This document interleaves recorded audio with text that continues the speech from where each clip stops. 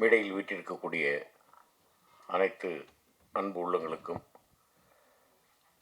ஐயா சாகித்ய அகாடமி வென்ற எங்கள் ஐயா பூமணி ஐயா அவர்களுக்கும் பத்திரிகை ஊடகத்துறை நண்பர்களுக்கும் எல்லோருக்கும் என்னுடைய இனிய மாலை வணக்கம். தம்பி வரதன் எனக்கு ஃபோன் பண்ணி சொன்னார், சார் இந்த மாதிரி நான் வரதன் பேசுகிறேன், சொல்லுங்கள் தம்பின்னு. சார் நீங்கள் இந்த மாதிரி பொன்னாண்டி அப்படின்னு ஒரு கேரக்டர் நடிக்கணும் சார், பூமணி ஐயா அவர்களுடைய ஒரு சிறுகதை இது. எனக்கு சில விஷயம் ஹிஸ்டாரிக்கல் அப்படின்னு பார்க்க போனீங்கன்னாக்க சாண்டில்யன், அப்புறம் மோகினி, ஜெகசிற்பியன், இந்த மாதிரி. அதுக்கப்புறமா பார்க்க போனீங்கன்னா கரிசல் காட்டப்பட்டி அப்படின்னாக்க எனக்கு தெரிந்து எவ்வளோ பேர் எழுதியிருக்கலாம், ஆனால் 2 பேர் தான். ஒன்று கி ராஜநாராயணன் ஐயா அவர்கள், இன்னொன்று பூமணி ஐயா அவர்கள். அவங்களுடைய பல நாவல்கள் நான் படிச்சிருக்கேன். நான் கேட்ட உடனே ஐயா நல்லா இருக்காங்களா, நல்லா இருக்கும், ரைட் நான் வந்துடுறேன். நேராக போனோம். முதல்ல போனோன்னு ஐயா வீட்டுக்கு போய் ஐயாவை பார்த்து ஆசீர்வாதம் பண்ணிக்கிட்டு பேசும்போது அவர் ஐயா சொன்னார், அந்த மாட்டுக்கொட்டகையிலேயே படுத்து தூங்கினேன், அந்த திண்ணையிலேயே படுத்து தூங்கினேன், 25,000 ரூபாய்க்கு ஒரு ரூம் போட்டு ஏசியை போட்டு நல்ல ஒரு பெட்டு போட்டு படுத்து தூக்கம் வரலன்னு என்ன பண்ணுறது. அந்த மாதிரி அந்த கிராமம் மிகவும் எனக்கு பிடித்திருந்தது. அந்த மத்தியானம் சாப்பிட்டுட்டு ஒரு மணி நேரம் கொஞ்சம் நேரம் அப்படி தூங்கிட்டு எழுந்து அப்புறம் நைட்டு. அப்போது இந்த கேரக்டருக்கு உயிர் கொடுத்திருக்கிறேன் அப்படின்னு சொன்னீங்க. உயிரோட்டமான ஒரு கதையில் நடிப்பது, நம்மை நம்முடைய உயிரை செம்மைப்படுத்தி கொள்வது, நம்முடைய நடிப்பை இன்னும் கொஞ்சம் நாம் கற்றுக்கொள்வது அப்படிங்கிறது தான் எனக்கு தெரிஞ்சு. இல்லை, அவர் தம்பி தயாரிப்பாளர் வெற்றி அவர்கள் சொன்னாங்க இது மாதிரி எம்எஸ் பாஸ்கர் சார் நடிக்கிறேன்னு. என்ன கேட்டார், பட்ஜெட் என்ன கிடையாது. அதாவது ஆதாயத்துக்காகவும் நடிக்கணும், ஆத்ம திருப்திக்காகவும் நடிக்கணும். அந்த மாதிரி ஆத்ம திருப்திக்காக நடித்த பல படங்களில் இந்த கசிவு அப்படிங்கிற ஒரு படமும் ஒரு இது ஆக்சுவலாக இப்போ ஐயா சொன்னாங்க வெப்பம் குளிர் மழையில் நான் இதே மாதிரி ஒரு கேரக்டர் பண்ணியிருக்கேன்னு. இந்த கேரக்டர் உருவப்பொருத்தம் வேண்டுமானாலும் அப்படி இருக்கலாம். அதில் கொஞ்சம் கால்கள் வளைந்த மாதிரியான ஒரு கேரக்டர். இதில் கொஞ்சம் சின்ன வயசில் கட்டுமஸ்தாக இருந்திருக்கிறாரு. அதுக்கப்புறமா அவர் அப்படியே தனியாக இருக்கும்போதெல்லாம் இருக்கிறாரு. அந்த இன்னொரு காவல்காரரை கூப்பிட்டு அவர் பேசும்பொழுது இந்த மாதிரி 7 பிள்ளைங்களை பெற்றோம், எல்லாத்தையும் மண்ணுக்கு கொடுத்தோண்டா அப்படிங்கும் பொழுது சொன்ன மாதிரி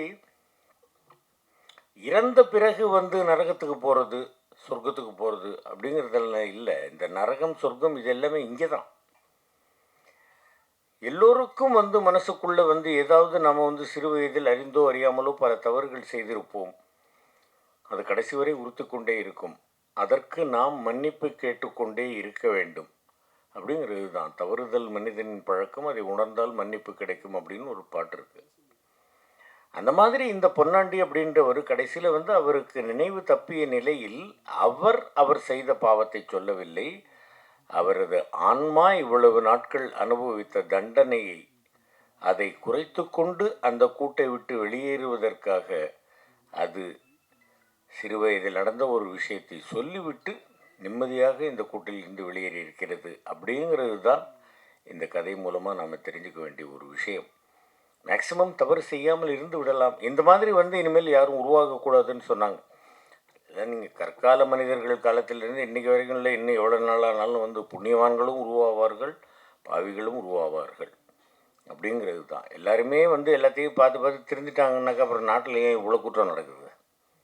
நடந்துக்கிட்டே தானே இருக்குது. இப்போ மின்காலத்தில் எல்லாம் இல்லாத அளவுக்கு குற்றவாளிகள் பெருகுகிறார்கள். அரசாங்கமும் எவ்வளவுதான் ஒரு ஆளுக்கு ஒரு போலீஸை போட்டால் தடுக்க முடியும்? அந்த மாதிரி இல்லை. ஒரு பொன்னாண்டி எப்போவோ செய்த ஒரு தவறு, அது அவர் மனதை போட்டு கொண்டுக்கிட்டு இருந்திருக்கு. கடைசியில் அவர் சொன்னார், போனார். அந்த மாதிரி ஒரு அருமையான கேரக்டர். எனக்கு தினமும் போய் வந்து கேமராவுக்கு முன்னாடி நிற்கணும், ஷூட்டிங் அட்டன் பண்ணணும் அப்படிங்கிற ஒரு பேராசை எல்லாம் எனக்கு இல்லை. நல்ல நல்ல கேரக்டர்களாக இந்த மாதிரி வந்து எனக்கு தாருங்கள். என்னுடைய நடிப்பை இன்னும் நான் மெருகேற்றிக் கொள்வதற்கு எனக்கு உதவி புரியுங்கள் அப்படின்னு எல்லா விதமான தயாரிப்பாளர்களையும் இயக்குனர்களையும் நான் வந்து ரொம்ப வேண்டி கேட்டுக்கிறேன். தம்பி வரதன் அவர்கள் ரொம்ப அற்புதமாக வந்து இந்த கதையை வந்து பிரமாதமாக பண்ணியிருந்தார். வந்து டெய்லி வந்து சொல்லி காலையில் இந்த மாதிரி லொக்கேஷனுக்கு காலங்காலத்தால் போயிடுறது, 6 மணி 6:30 மணிக்கெல்லாம் போயிடுறது. அதே மாதிரி தம்பி ஒளிப்பதிவாளர் முருகன் அவர்கள் ரொம்ப அற்புதமான ஒரு ஒளிப்பதிவாளர் இயக்குனர். அதே மாதிரி வந்து தம்பி மியூசிக் போட்ட தம்பியும் ரொம்ப பிரமாதமாக பண்ணியிருந்தார்கள். ஐயா அவர்களுடைய எழுத்துக்களை பேசி நடித்தது எனக்கு நிச்சயமாக இது ஒரு தேசிய விருது அப்படின்னு நான் எடுத்துக்கிறேன். இந்த மாதிரி எல்லாம் வந்து ஒரு பெரியவர்கள், மிக அனுபவஸ்தர்கள், மிக திறமையானவர்கள், அற்புதமான எழுத்தாளர்கள், அவர்களுடைய எழுத்துக்களை நாம் பேசுவது, பேசி நடிப்பது அப்படிங்கிறது வந்து நம்முடைய இதயத்திற்கே ஒரு பெரிய மகிழ்ச்சி அளிக்கக்கூடிய விஷயம். இந்த மாதிரி வந்து ஐயா கொஞ்சம் நிறைய இந்த மாதிரி வந்து சிறுகதைகளாக எழுதுங்க தம்பி, நீங்கள் அடிக்கடி டைரக்ஷன் பண்ணுங்கள் வரதன், அடிக்கடி என்னை கூப்பிடுங்க, ஒழுங்காக நடிப்பேன். நன்றி, வணக்கம். எவ்வளோ நேர்மையாக இருப்பான்றதுக்காக நான் இதை சொல்கிறேன். நான் அந்த படத்தில் பணத்தெல்லாம் நான் தான் வச்சுருப்பேன். நான் அசிஸ்டன்ட் டைரக்டர் தான், ஆனால் என்கிட்ட தான் பணத்தை சார் கொடுத்து வச்சுருப்பாங்க. மேனேஜர் வந்து வவுச்சர் போட்டு கொடுத்தாருன்னா நான் தான் பணம் எடுத்து கொடுப்பேன். ஒரு மஞ்சள் பையில் தான் பணம் வச்சுருப்பேன். அதுவும் குறிப்பாக இளையராஜா அந்த ஆர்ஆர் தேட்டருக்கெல்லாம் போனோன்னா என்னை வந்து ஒரு கேஷியர் நினச்சிட்டு இருந்தார் ராஜா சார்லாம். அது நான் போனாலே அந்த பையன் பார்ப்பார் எட்டி ராஜா சார். அப்புறம் தான் அவருக்கு நான் அசிஸ்டன்ட் டைரக்டர்னே தெரியும். அப்போ நான் வந்து அவங்க வவுச்சர் போட நான் தான் கொடுப்பேன். எவ்வளோ பட்ஜெட்னு எனக்கு தெரியல. ஆனால் கடைசியாக அந்த படம் முடிந்த பிறகு சார் என்ன பண்ணிட்டாங்க, எல்லா நடிகர்கள் டெக்னீஷியன் எல்லாத்துக்கும் ஒரு அக்ரிமெண்ட் இருக்குது, அதுக்கு ஒரு சம்பளம் இருக்குது, அதை கொடுத்துட்டாங்க. செலவு முடிஞ்சிருச்சு, காப்பி எடுத்தாச்சு. பேலன்ஸ் பணம் இருந்ததில்ல, அதை கொண்டு போய் NFDC-கிட்டே கொடுத்துட்டார். இது வந்துங்க உலகத்திலே நடக்காத ஒரு விஷயம். எனக்கெல்லாம் பல நடிகர்கள் அந்த டைமில் அதை எங்கள்கிட்ட பிரிச்சில்லையா தந்துருக்கணும், இவர் ஏன் NFDC-கிட்டே கொடுத்துட்டாரு அப்படின்னும் போது சார் வந்து அப்படியே பேசிகிட்டே இருக்கும்போது சொன்னது என்னென்னா, இல்லைப்பா நம்ம வந்து ஒரு அக்ரிமெண்ட் போட்டிருக்கோம் ஒருத்தவங்களுக்கு, அந்த பணத்தை ஃபுல் செட்டில் பண்ணிட்டோம், பேலன்ஸ் பணத்தை நம்ம திரும்பி அந்த நிறுவனத்துக்கிட்ட தான் நம்ம கொடுக்கணும், நம்ம எப்படி திரும்பி பிரித்து தர்றது, அது வந்து அறமாக இருக்காதுப்பா, தப்பாயிடும் அப்படின்னு திருப்பி கொடுத்துட்டவர் தான் பூமணி சார். என்னன்னு கேட்டால், ஒரு படைப்பாளன், ஒரு எழுத்தாளன் தன்னுடைய எழுத்திற்கும் தனக்கும் ஒரு ஒரு இடைவெளி இருக்கக்கூடாது. அது வந்து பக்கத்தில் இருக்கும், அவனாக இருக்கணுன்றதுல ரொம்ப அந்த டைம்லேயே நான் ரொம்ப புரிஞ்சுக்கிட்ட இடம் அது. நம்ம பாலா இப்போ அதை பற்றி சொல்லும்போது அவரை பற்றி இதை சொல்லணும்னு நினச்சேன். நன்றி. சாரி. எல்லாருக்கும் வணக்கம். இந்த நிகழ்ச்சி நடக்கிறதுக்கு வந்து முக்கியமான காரணம் வந்து வெற்றி. திடீர்னு ஒரு நாளைக்கு வந்து யாரோ என்னுடைய நம்பர் அவர்கிட்ட கொடுத்து பேச சொன்னாங்கன்னு சொல்லிட்டு பேசினார். இந்த படம் வந்து நீங்கள் பாருங்கள், நான் படம் பார்க்குறேன் சார், படம் பார்த்துட்டு சொல்கிறேன் என்ன பண்ணலான்னு சொல்கிறேன் அப்படின்னு சொன்னவர்கிட்ட. படம் பார்த்தோன்னே எனக்கு ரொம்ப பிடிச்சி போச்சு. நான் சொன்னேன், இல்லைங்க இது வந்து இது என்ன பண்ணணும்னு சொல்லுங்கள், முதல்ல ஒரு பத்திரிகையாளர்களுக்கு ஒரு காட்சி அமைச்சிட்டு அதை வந்து கொஞ்சம் எல்லாருக்கும் போட்டு ஓடிடியில் ரிலீஸ் பண்ணுவோம், ஜியோ மாதிரியான பிளாட்ஃபார்ம் ரிலீஸ் பண்ணுவோம், OTT ப்ளஸில் ரிலீஸ் பண்ணுவோம், அமேசானில் ரிலீஸ் பண்ணுறதுக்கான முயற்சி பண்ணுவோம் அப்படின்னு சொல்லி பேச ஆரம்பிச்சோன்னா ரொம்ப ஆர்வமாக அவரும் அந்த இயக்குனரும் வந்து கொலாபரேட் ஆகி கடன்னு வந்து நேரம் நடந்துருச்சு. இந்த படம் எனக்கு நான் ஒரு மாதத்துக்கு குறைஞ்சபட்சம் ஒரு 30லேருந்து 40 படங்கள் பார்த்துக்கிட்டே இருக்கேன். ஓடிடியில் பார்க்குறேன், எங்கள் ஓடிடிக்கு போகிறதுக்காக பார்க்குறேன், டிஸ்ட்ரிபியூஷனுக்காக படம் பார்க்குறேன், நிறைய படங்கள் பார்த்துக்கிட்டே இருக்கோம். ரொம்ப சிறிய படங்கள் தான் வந்து நமக்கு படம் பார்த்தோன்னா சின்னதாக ஒரு தாக்கத்தை ஏற்படுத்தும்.